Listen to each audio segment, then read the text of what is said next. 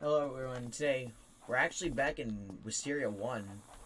This game's actually gotten well, I wouldn't say a big revamp, at least yet. But the game is being updated again. And I'm here to talk about all the things that came out in this. My thoughts on Wisteria 2 will be coming in probably the next video. But for now, let me just talk about its predecessor. Hold on, let me grab this. So there's, I think, 3 things that came out. I'll be talking about the boss last. First I'll talk about Stage 2 of See Through World, and then I'll talk about Sun Breathing. So, See Through World got changed, so well, I'll show you the first stage, because right now there's a bug where the first time you pull up See Through World, it gives you the first stage. Regardless. So, the first thing that you see is that the animation for going in is different, which, that's just a visual change. You, have this fog around you. The fog will, like, the second time you go into See Through World, because it's bugged. This is how it'll look at the start. The fog will be really far back when you're about to get Stage 2 of See Through World. And in Stage 2 of See Through World, the fog will be pushed back to around, hold on, I'll show you in a minute. But you can't see health bars in this state.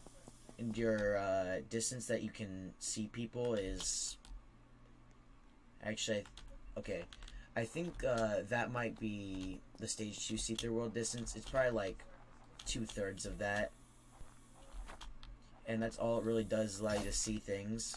See, and like when you hit them, can't really see them through walls anymore, which I think is weird, but whatever. Now let's go to Stage 2 of See Through World. First thing that you notice, health bars. Well, actually, the fog is the first thing you probably notice, but, you know, that's how far the fog gets moved back. And, funny thing, you actually do more damage in See Through World Stage 2 with it on than off. So if it did 12% on a normal NPC without Stage 2 See Through World, now it does. Hold on, let me get a better example. So, let me go get a demon real quick. I'll use Evening Palace as an example, since the damage boost isn't really that high. So if I hit you with Evening Palace normally, it leaves him with 42% left. Hold on, let me get rid of you. However, if I go and hit you with Evening Palace with it on, 31%. And right now, at this time, there is no known method for getting See Through World Stage 3 besides South telling you to treat it like treat it like it's a myth. He's also discouraged trying to grind for it, which, you know. There's also a bug right now where health bars that you've seen already will just be permanently there sometimes. However, they don't update. So it said 76 or something. If I hit them again without See Through World on, it would stay 76 until I reactivated it. Anyways, for the method to get See Through World Stage 1 is the same. Just beat Akaza, and then you just press B, you have See Through World Stage 1. And for See Through World Stage 2, this one will differ between, oh wait, I should probably tell you. Hybrids, I believe, just get See Through World, and demons need 600 Muzan blood for it. And the method for getting See-Through World Stage 2 differs between Slayers and then Hybrids and Demons. For Slayers, you just need to kill a whopping 2,000. Oh god. 2,000 demons, and then with See-Through World on, and then you just get it, and then it makes a different sound. Hold on, I'll reset. There's a sound difference between stage 1 and stage 2.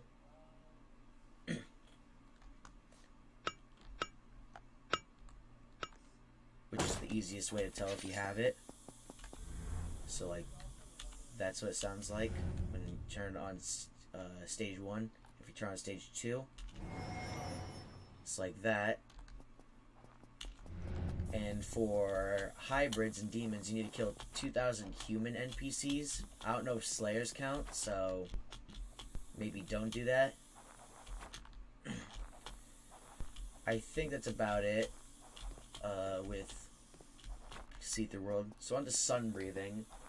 So to get sun breathing, there is the Commodore requirement, obviously. And then afterwards, you just kill 250 demons, and then you'll get yellow text on your screen. If I can find a picture of the yellow text, then I'll throw it up. Otherwise, it just says, like, you feel a little bit closer with the sun or something.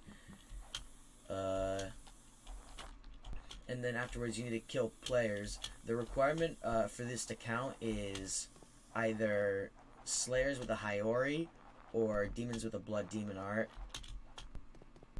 And I think all hybrids count, but, you know, it's probably a given. So there's also a kill cooldown before killing the same player works again. So keep that in mind. You could still do that if you really wanted to. It'd just take a while. And there's a bug right now where sometimes when you kill NPCs, it counts towards the kill player goal, which is odd. It's probably going to get patched next update, so if you got Commodore, you might want to hurry and get sun breathing, at least the first form. And then you'll know when you complete it, because you get a red screen. I think it was a red screen, it might have been red text. But something red will appear on your screen. And then afterwards, you need to literally kill NPCs for hours or something.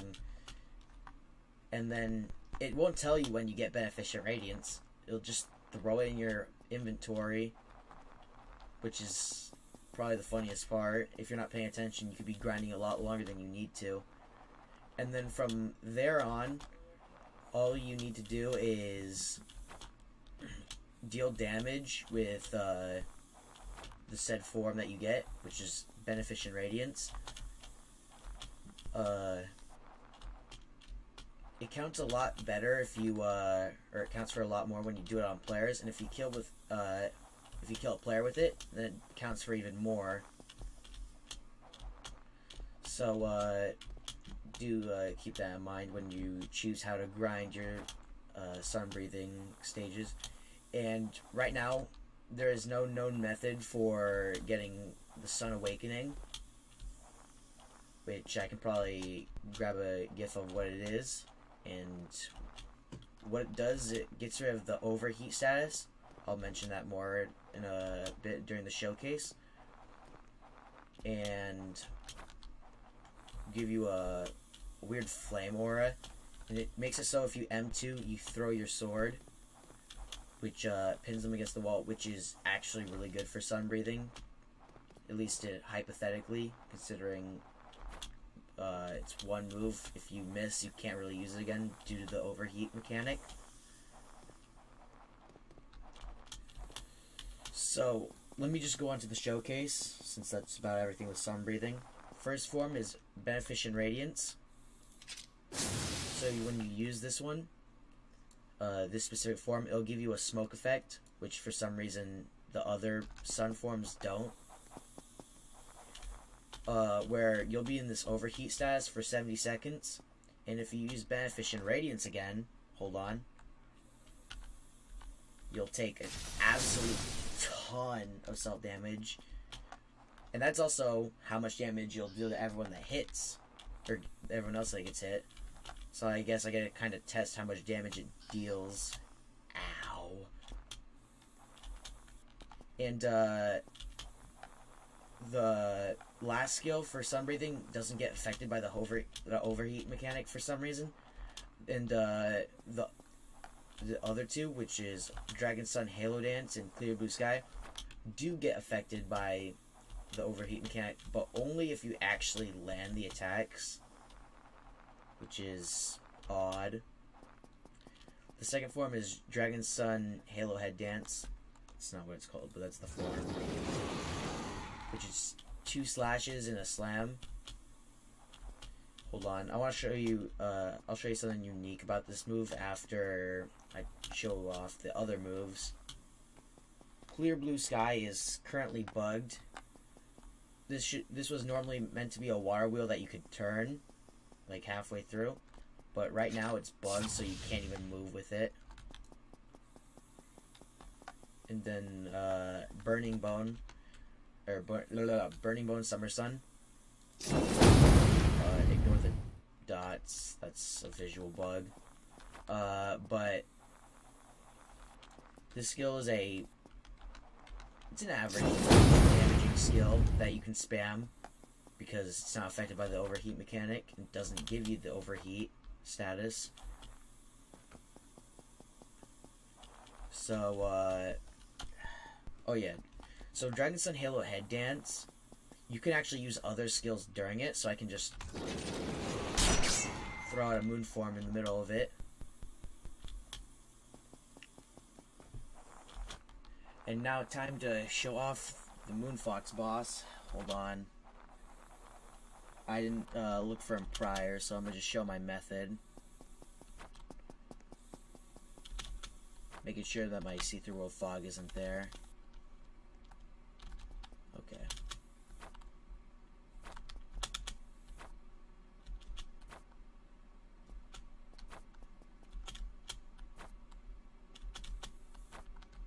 Okay. So I look up here.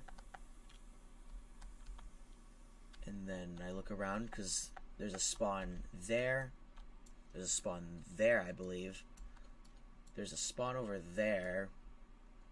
And then there's also a spawn at the Swordsmith Village and around there. For the sake of it, I'll move over to the Swordsmith Village since sometimes the ore doesn't appear there. Yes, but he spawns around here sometimes as well.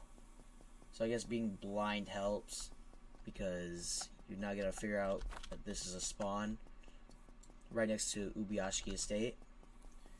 Now let me just run on over there, I guess, since I didn't need to run around in circles.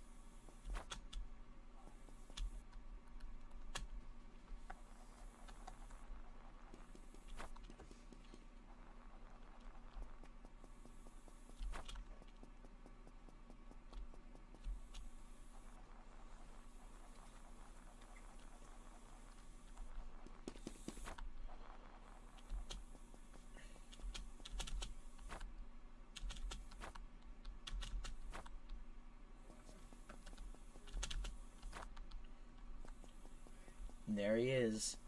Now before I fight him, I just want to say, if you're a Slayer, then if you don't have any Slayer Mark or Red Nitrin, just don't fight him. You're not killing him. Because this is the tankiest boss in the game. He's got Rise Spirit, which is an iframe that deals a good amount of block damage. And also, if he does kill you, he gets a whopping 40% of his health back. Now the method, if you are strong enough to fight him, my method, first turn on See-Through World. You should have this before you fight him, because this will reduce the amount of block damage you take. It is block tech. So what you do is you block, and then you use your form while you're blocking, but as soon as you're using the form, let go of the block button. This will allow you to continue blocking and do other actions. And this is the easiest way for beating him. Now, let me just demonstrate it, I guess. Hold on, let me run over to you. You can also block the overheat. However, that doesn't really work with Beneficent Radiance, since it just breaks your block.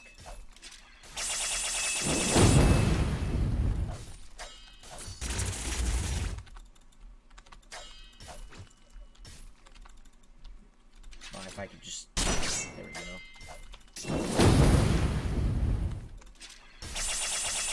And for the best breathings to use for this, I'd recommend probably Wind or Mist, but Sound is good too. And Thunder. Thunder is good for everything in this game.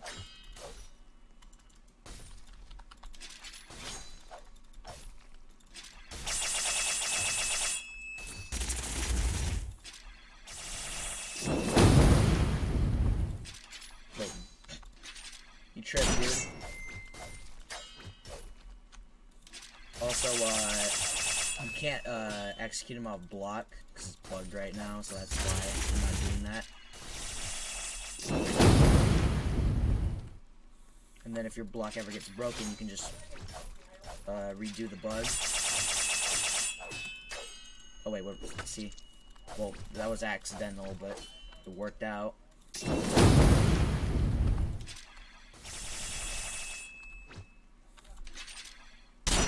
And now he's dead. So he can... Of course it's a red bag. There's 3 things that he can drop. There's red bags, which is the worst thing he can drop. There's purple bags. They'll give it, at the very least, High-Ori accessories. And gold bags, which can give you his mask, which is a special item. And they can also give you free clan rerolls. Of course, it's a green bag. Red bags will usually just, in turn, give you a green bag, or 2 green bags that give you a little bit of money. High-Ori accessories are usually like ways to change your pattern. Because if you look at the last time I made a Wisteria video, my pattern was different. It was like a weird texture. I can't really describe it. But now it's this texture is called Aztec. Which, don't worry. And also, for some reason, I gave it purple dye, but its color itself didn't change. It just became more faded as a result, which was odd. But you can also get like different High-Ori types. These are probably the ones that look most similar because they don't really change that much. Be careful when you use these because there's no way to, as of yet, to change it back to its original form. So, do be careful. There is one more called the Sakai coat, which is just a regular High-Ori except with like this coming down and like a fur coat thing on your around your neck. Collar, God, I can't think. Well, that's about it for this video. If this was helpful, maybe consider liking and subscribing. If you have any questions, feel free to comment them below. I'll see you later. Bye.